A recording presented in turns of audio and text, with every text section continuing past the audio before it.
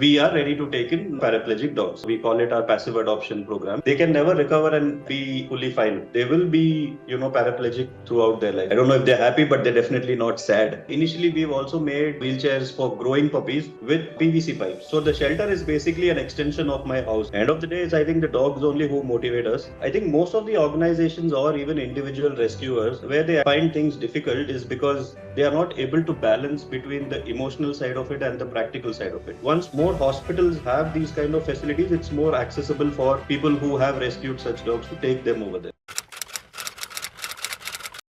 Hi, good afternoon. Welcome to another AMA or Ask Me Anything session.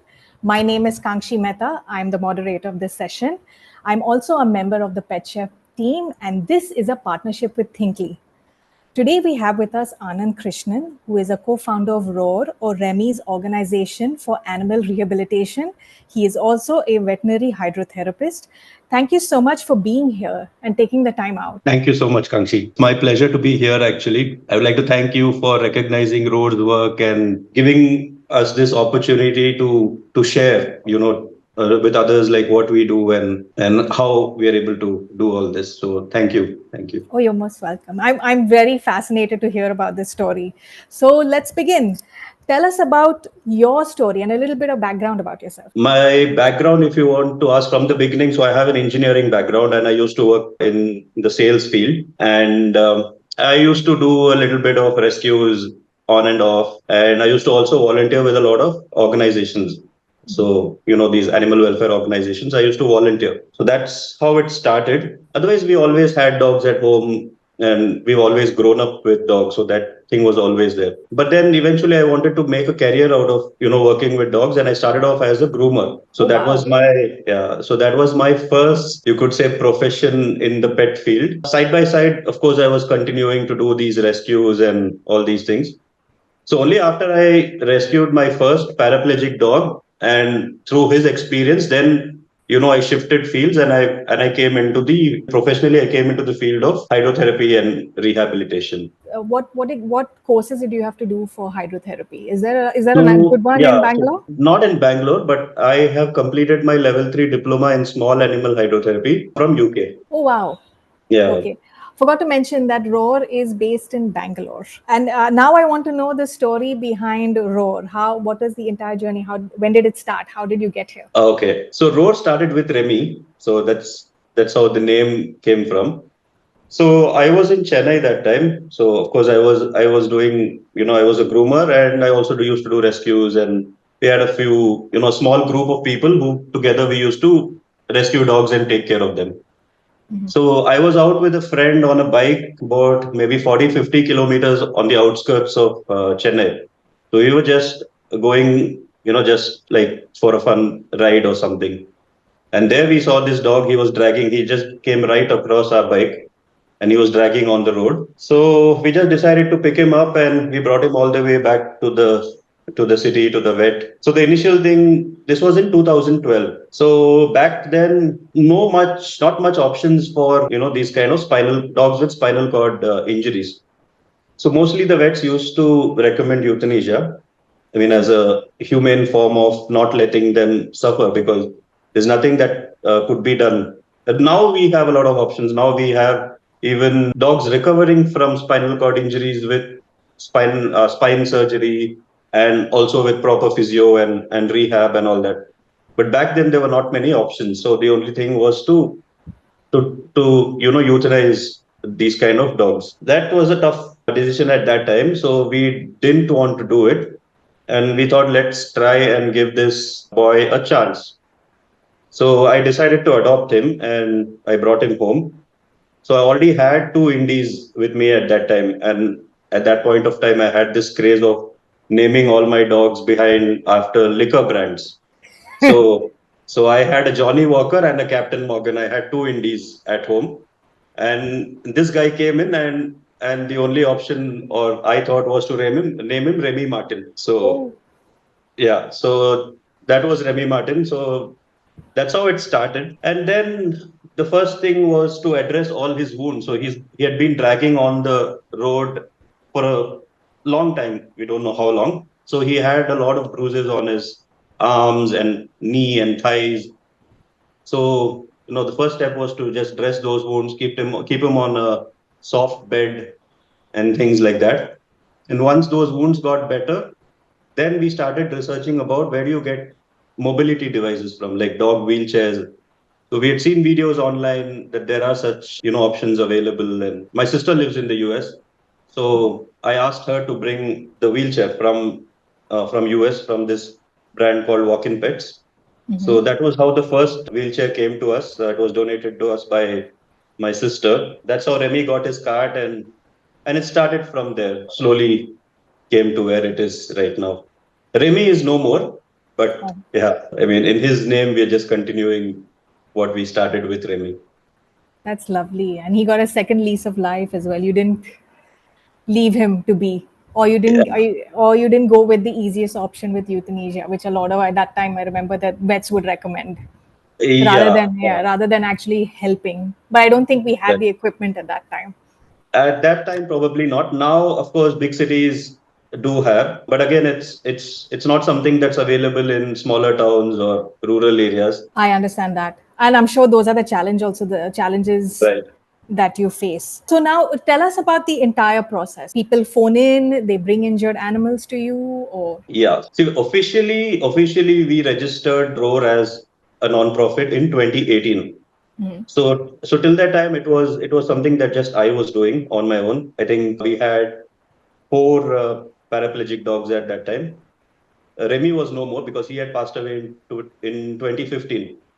oh, Yeah. So in 2018, when we started, we had four paraplegic dogs. I mean, that was the time when we thought, okay, now if we have to be able to help more dogs, then it's not possible to do it on an individual level. So you have to register it as a non-profit and you have to fundraise and do that. So yeah, so that's how it started. So there was no real process as such. I didn't think through all that at that point of time. We just registered whatever the paperwork was. We got that done, and we didn't do much work at that time. And by the time we could figure out, COVID happened. So yeah. we were just inactive during that time.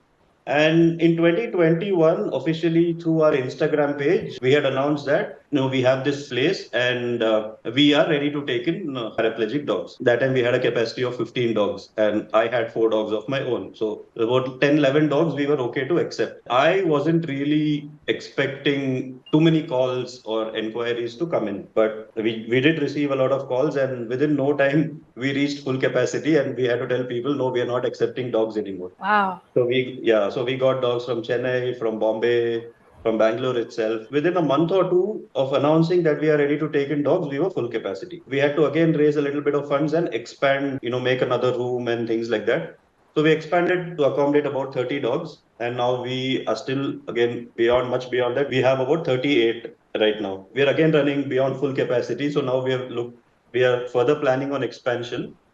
Until that time, we will not be accepting any more dogs. So that's the situation right now. Once the new place is ready, of course, we will be able to. So there's no procedure as such. So right now, what we insist is that the dogs are coming from Bangalore.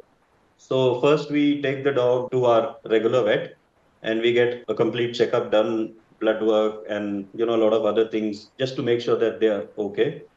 The dogs are coming from another city, then we request them to do all those tests there and send us the report. Everything is fine, then we just take in the dog. But once the dog is here, we keep that dog irrespective of what the blood report says. We keep that particular dog in isolation for a couple of weeks. So no interaction with other dogs. Once we feel that this is not carrying anything like, say, parvo or distemper or any other viral infections and things, then they go and mingle with our other dogs. That's the way that dogs come in, and we try and try to find a sponsor for each dog. So right now, all Okay. of our dogs have a monthly sponsor. Okay. So yeah, so each dog is sponsored for by an individual. So we call it our passive adoption program. So where people can adopt these dogs passively. So they just need to sponsor for their care. Okay. So most of these are injured stray dogs that come to you, or just Yeah. dogs, or you taken cats as well, or no, just dogs as We have four cats, but they are not paraplegic. well. They Okay. are yeah. So three cats are healthy cats that we just managed to happen to rescue that I managed to rescue when they were kittens abandoned and all that. We have one three-legged cat who had to lose one leg because of an accident. So that's the only thing that we have. We don't really have any paralyzed cats as such. Okay, and like I asked earlier, most of the dogs that come in are strays, and Yes. then they're there for how long after treatment? So 99% of them are here for life. Oh wow. Okay, because with respect to these spinal cord injuries, the chance of recovery is very high when you start the treatment immediately after the injury. So once it's done immediately, whether it's a surgery or whatever, once it's done immediately, then you have very high chances of recovery. But in most cases, by the time the dog gets reported and somebody actually goes there, rescues the dog, and does all of this, we are well past that window. Okay. So most of the dogs that are here with us are beyond that point of recovery. So they can never recover and be fully fine. They will be, paraplegic more or less throughout their life. So you And can say they are all permanent residents, basically. Yeah. but they can be adopted. Yes, we've had a few inquiries. We are okay. People are really willing to put in that effort and take them home. But nothing has materialized so far, but we would love to see that happen. What sort of therapies do you offer at Roar? So right now in-house we do not have any facility. Although we Okay. are planning to set that up in our new upcoming center. So right now, for all the veterinary treatment and therapy, we take them to Cessna Lifeline, which is in Bangalore. So Okay. over there, there is a hydrotherapy pool, there is a water treadmill, there is a laser therapy equipment. So whatever therapy they need, we take them to the hospital. So we don't have anything in house yet. Okay, so Roar basically you take in these injured animals, you treat them. Those who need carts, the wheels Correct. The for wheels, yes. you'd give them the wheels, but after, of course, then you'll do everything in your power to make sure that the dog goes back to walking, right? Before you have to Correct. yeah. Right. So we have had a few cases which have recovered. Maybe about 10% of the cases where, how do you say, there was a scope of recovery because they were rescued well within time. So those cases we've been able to get them back on their feet. But mostly otherwise, as I said, 90% of them are found beyond that time frame. So the chances of them recovering is not very high. So they will be on wheels for, you can say, for life. The rest of their lives. Yeah. We have a few questions that are coming in live. We have Siddhi who's asking, hi, what are the typical rehabilitation techniques and therapies that Roar employs to help injured and sick animals recover? This is something that will differ from case to case. If you're looking at like roar, we are primarily taking in dogs only with spinal cord injuries. Okay. Okay. So as I told you, like if they are found well within time, then the first option would be for the vet to assess if this is going to be a surgical case or a non-surgical case. So always surgery gives you a much higher chance of full recovery, provided it is done well within that time frame. So if there is a possibility of surgery, then we would go ahead with that. And after surgery, we would concentrate on the rehab part of it. So the rehab part includes first thing is to bring down pain and inflammation, to speeden up healing. So that's the first part. Then second part is to improve range of motion of the joints, to bring the dog to a state of at least assisted weight bearing and assisted walking. And then you move on to things like hydrotherapy, which includes your water treadmill or your pool and things like that, to get them to use their legs much better to come to a full state of recovery. So normally, if you see, there are physiotherapy exercises which are done, which include stretching, massages, and all that. There's laser therapy which is done to bring down pain and inflammation, and there's hydrotherapy which is done. So, but how much of each of this is done again differs from Case to uh, case. dog to dog. Yeah, And what the vet definitely recommends. correct. So the vet's input is very important to us because our entire thing revolves around that. Do you have a vet on site? You have a special set of vets that will. So yeah, so we consult with the vets at Cessna Lifeline. Ah. So yeah, so if anything is there, we just take the dogs to the hospital. Also, just out of curiosity, could you explain the laser treatment? Laser is basically it's a physiotherapy tool. So it's used primarily for reducing pain and inflammation. It's also used to speed up healing process and also for wound healing, stimulation of nerves and a lot of things. It's basically emission of photons actually. So it emits photons in certain frequency, certain wavelength, which fall under your therapeutic range. So it emits at those controlled frequency and wavelength. So it provides these kind of outcomes where it helps to heal faster and reduce pain and inflammation as well. Then Lavanya is asking, what are some misconceptions people often have about caring for paraplegic dogs, and how does ROAR educate the public about these issues? Misconceptions, I'm not sure. Again, that I think would differ from, person to person. So it's like, but one thing is that a lot of people feel that these kind of dogs can't be happy, are not happy, is what I feel. But I think that also depends a lot on what kind of environment they are in. If you give them that environment, I think most of them are definitely not, I don't know if they're happy, but they're definitely not sad. So that environment is what is important for them, is what I feel. But it's not easy. So I wouldn't want to judge people out there who have rescued paraplegic dogs and gone ahead with euthanasia, because it's difficult to put in that kind of effort and to do the kind of care that it requires. It's a little difficult, if especially if you are, everyone at home is working, you don't have proper staff at home to take care of these dogs, and it can be difficult. Then there's absolutely no reason you should be adopting a dog with Correct. spinal cord issues. That's Yes. you're better off not, because then you because that requires time, attention, love, kindness, Yes. and a lot of patience as well. Yes. Which brings us to, I'm sure you face a lot of challenges. So what kind of challenges have you faced? What is the main issue that you face? Yeah, honestly speaking, I don't think there were any challenges. Maybe I was just lucky enough that everything fell into place. So we have a very good team of staff. So they take care of the dogs quite well. And also, luckily, we have very good support in the form of this passive adoption program as well. So fundraising has also not been a challenge at all. Okay, So luckily, yeah. So you can say in this thing so far, we've not faced any challenges as such, except for you can say space restriction. that's the So big thing. Yeah. yeah. So every time we try to go one step, ahead, within no time we reach a full capacity, and then we have to immediately plan to scale up again.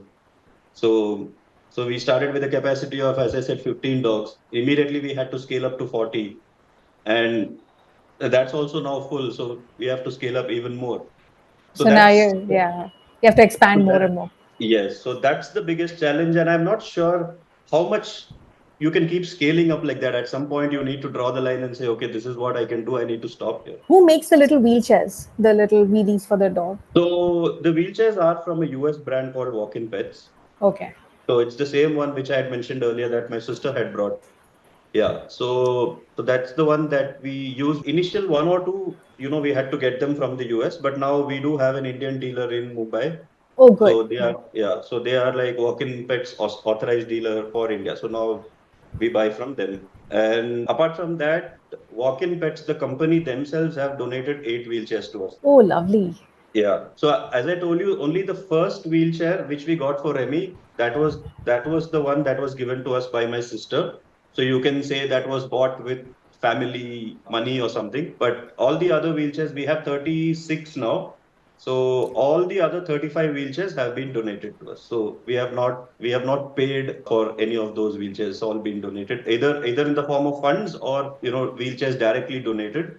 But yes, all of them have been donated. I heard you can actually also make, especially for the tiny dogs, you can make little wheelchairs out of Lego. I've Yes. actually seen, yeah. So very tiny dogs you can. So initially we've also made wheelchairs for growing puppies with PVC pipes. Ah, So very tiny puppies, we know that they're going to outgrow and we don't want to invest in a wheelchair right now. So we've made it out of PVC pipes. And then once they're grown up, then, we've gone on to put them on to the actual wheelchair. So that we've done in the past. But thankfully now we have wheelchairs of all different sizes with us. So even when we have a puppy, we can put them, we have a small, we have medium, we have large. So you can mix and match and do a lot of things because these wheelchairs are adjustable. So you can increase the height, width, and length based on the size of the dog. and it's not too uncomfortable. It's not uncomfortable. Again, I would say it depends on That's dog to other dog. key, yeah. So even in our group, we have about 5 to 6 dogs who just hate the wheelchair. So they've been with us for more than 2 years, and we have been trying for a long time, but no. So So they just scooch on the, they're so happy. they don't go outdoor. So for these kind of dogs, so we've made an outdoor tile area. So it's basically an outdoor area, like an open area, but we've covered the flooring with tiles, like smooth tiles, your indoor. So even if they drag around on that, they don't get bruised and injured. Completely forgot. I wanted to tell us more about the facility. So you have a tile floor. Do you have a tiny pool for dogs, or this is just, or you have? No, no. So we don't have a pool in-house yet. Mhm. So what we have right now is, so we have a room in which there are individual crates with soft bedding inside each crate. So that is like where they spend, their sleeping time and rest time over there. And outside, so we have one section which is covered with these tiles flooring. So that's where these dogs are left outside. So the ones who don't want to go on the wheels, so they're left over there, and they can drag around, play with each other, and things like that without getting injured. The ones who are okay with the wheelchair are put on the wheelchair, and then they are taken out like for a run and things like that. So they go out. That's lovely. And then there's a kitchen that feeds all the Yes, pups. Or yes. So there is a house. I mean, so the shelter is basically an extension of my house. ah, Okay, so it's not a separate space. The new place, okay, of course, will be a different one. So we have our house where we stay, and there is also rooms where the staff stay, and then of course there is this section where the dogs are. understood. So some more questions coming in. We have Meera, who's asking, could you share a memorable moment or milestone in Roar's journey that made you proud of the impact your organization is making? This was also my next question. You can say milestone. See, every time we reach a full capacity, I think that itself is a milestone in itself, because it means that people are trusting you with more of their rescues, and they want to send these kind of dogs to Roar because they know that it's going to give them a better life. So whenever we reach a full capacity, that itself is a milestone, I feel. So apart from that, whenever we see a recovery in these kind of dogs, so that also is something that we feel very good about. I think the new center, when we set it up, that will be a really, really good thing to achieve, because over there we are planning a lot of things. So we are planning to have a complete in-house rehab center, which will have a hydrotherapy pool, a water treadmill, your laser therapy, and a complete thing in-house. So that will definitely be a milestone to achieve. Which is your, tell us your the best and worst dog story. Start with the Okay, so that's worst dog story, and that's quite your difficult. favorite story. Yeah, so that's a difficult thing to say, but there are a lot of dogs. Best will of course be Remy. So that will he will always be he will That's, yeah. always be on top. But otherwise, you can say we have another dog called Bouncer. So he was adopted when I used to stay in Mumbai. So he's from Mumbai actually.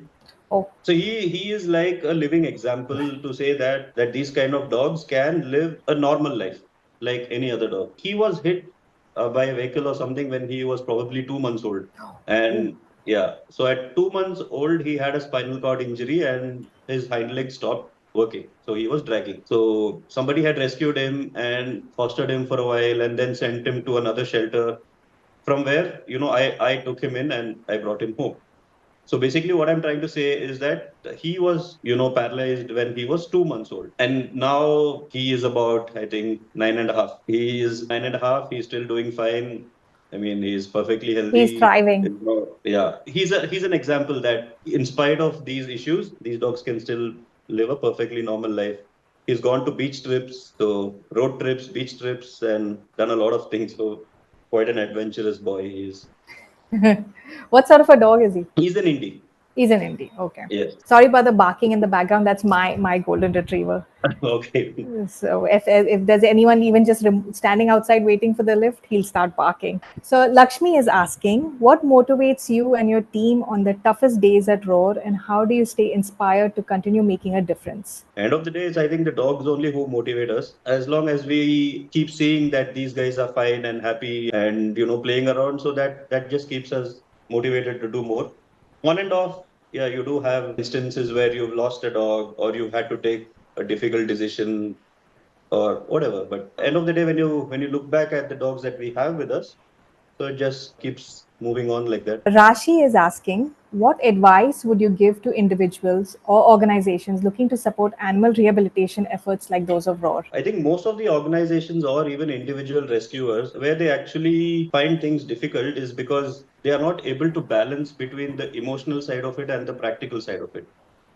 Okay. So as a human being, emotions can take over at any point of time. If there have been times when I have felt very emotional and to tell people that I'm sorry, we can't accept this dog at the moment because we don't have the space. It does feel bad. It does make you feel guilty of not being able to help and things like that. But if I'm just going to start bringing in more dogs than what we can handle, then that's going to directly affect the quality of life of the entire group. Correct. Somewhere down the line, I think all of us have to realize what is practically possible. We need to make a plan and stick to that. So if I know that 30 dogs is what my capacity is, then in spite of there will be 100 requests coming in, but we will have to say no, and we will have to just take in what we can handle. Are there alternatives for the dogs that cannot come to ROAR? Are there alternatives? There are few organizations that do take in such dogs. There are a couple in Bangalore and also in other places in India as well. Okay, that there is, as in people can go somewhere else and get the treatment and make Correct. sure. Treatment, I'm not sure if any of these organizations provide, because see, generally when you're talking about any neurological issue and things like that, the treatment is quite expensive. So it's not really feasible for an organization to set all that up in house. I understand. So better, they have to consult with a veterinary hospital and things like that. Aniket is asking, Anand, looking ahead, how do you see the future of animal rehabilitation evolving and what innovations or advancements are you excited about? So animal rehabilitation, if you look at it again, I'm not sure whether he's asking from the perspective of animal rehabilitation in the veterinary field, like as a form of, how do I say, as a commercial thing or as a form of welfare thing. Let's talk about welfare at the moment. Okay. So see, initially, actually, even with respect to the veterinary field, we are way backward compared to other countries with respect to rehabilitation and physio and all that. So I think first that needs to grow. Only if there is a growth in the veterinary field will we have a more accessibility for such dogs to be treated in these kind of facilities. So if you look at veterinary hospitals, very few of them will have things like a water treadmill or a hydrotherapy pool or anything related to rehabilitation. So probably, I don't know if even 10%, but maybe less than that. So that needs to be given importance first, not only amongst rescues, I mean, even amongst pet dogs. So there are a lot of pet dogs with issues like arthritis and a lot of other things which actually require physio and rehab. So if that is given importance, then this thing will grow automatically along with that. And once more hospitals have these kind of facilities, it's more accessible for people who have rescued such dogs to take them over there. But But I otherwise, think just from the welfare perspective, it's difficult to for somebody to invest and then bring in these equipments and and do it for welfare without being able to make a income or revenue out of it. right. But I feel now with awareness, I do feel things are improving. Things are Yes, way better than there was in the 90s, definitely for right. sure. And treatment, I do know that there is now full, like pets can get a full, like you said, hydrotherapy, they get massages, Yes, they get acupuncture. correct. So it is, but it's just, yeah, it needs to be more accessible. You're right. And Correct. and I do agree that we are still a little behind, that we need to Yes, catch on. But I think the Tata just started their big animal hospital. So I yes, think that's also one step in the right correct. Yeah, direction. yes. Viren is asking, what are some of the challenges you face in rehabilitating paraplegic dogs and how do you overcome them? I think you have Okay. answered this already. Couple of things would be, see, I think one of the main things is that rehabilitation requires a lot of, how do I say, a lot of time and things like that. So first thing is that if the dog is aggressive or if the dog is very nervous and things like that, it can be challenging at times. So the dog is very cooperative, friendly, it makes it that much more easier. but at the same time, because they have gone through this trauma, Traumatic, and yeah. yeah, so they can be aggressive because of fear, because of pain. So that is little difficult to deal with at that time. But eventually they do settle down, and they become friendly and It's those are those trust issues, right? I've seen correct. so many dog videos, especially in the US, the rescue homes. Like you can see Right, so many scared animals or in pain that they lash out, and it takes time and patience and a lot of love in order right, for them to gain trust, and then you can correct. actually start treatment. Right. So that is one thing. But apart from that, I feel generally what most people will face as a challenge is not having a facility that is accessible for them to. So luckily, see, we are near Bangalore, and we are blessed to be in a city which is one of the most popular cities for generally for having pets. So so they have a lot of facilities in Bangalore. So we have been blessed to be here. So we are really, where we can really take them to these places which have all the facilities.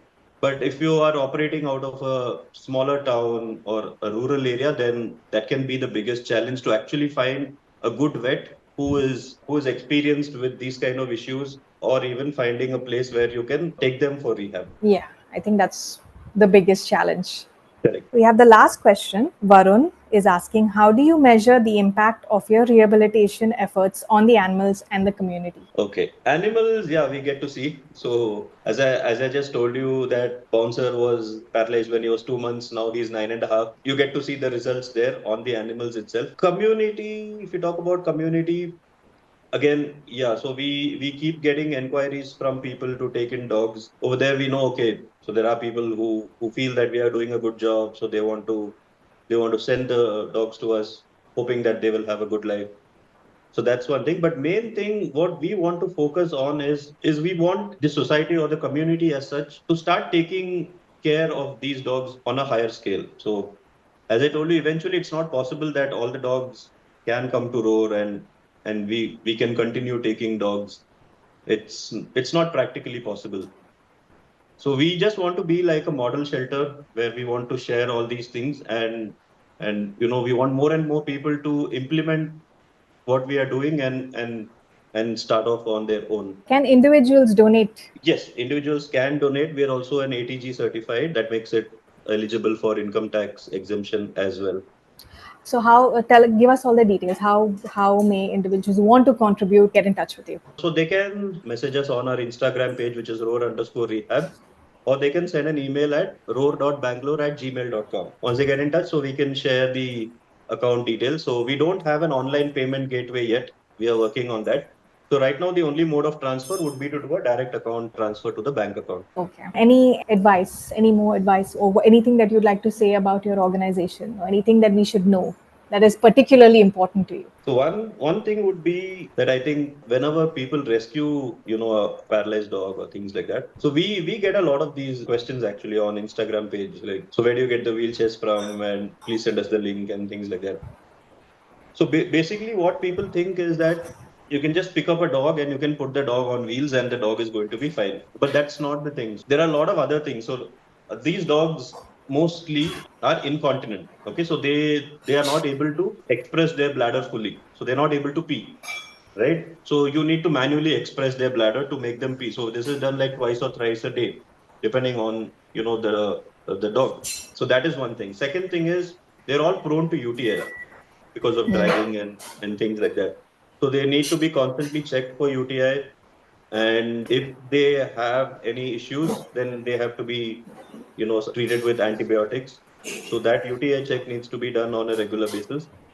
And of course, you need to prevent them from dragging on rough surfaces so that they don't get bruised and wounds and things like that. So apart from all this, you can use the wheelchair as a form of mobility. So wheelchair is not something that you can just put the dog on and the dog can be on it throughout the day. No, It's it's the not like that. same like in humans. You have to massage the Correct. leg. You have to make sure the muscles are okay. Correct. Yes. Even in humans, the wheelchair is used only for mobility when the person wants to go from one place to another. But if he's not on the wheelchair, so he needs to be carried. He's put on a bed, and he's taken care. That's what we call basically as nursing care, right? So that nursing care is very important. You can't just leave them to drag around rough surfaces. So we've seen a few organizations where they are just left out to drag. So if they're left out to drag, then we need to make sure that they are not getting bruised. So if you find any wounds, you need to clean them up, and if they have UTI, you need to check and all that.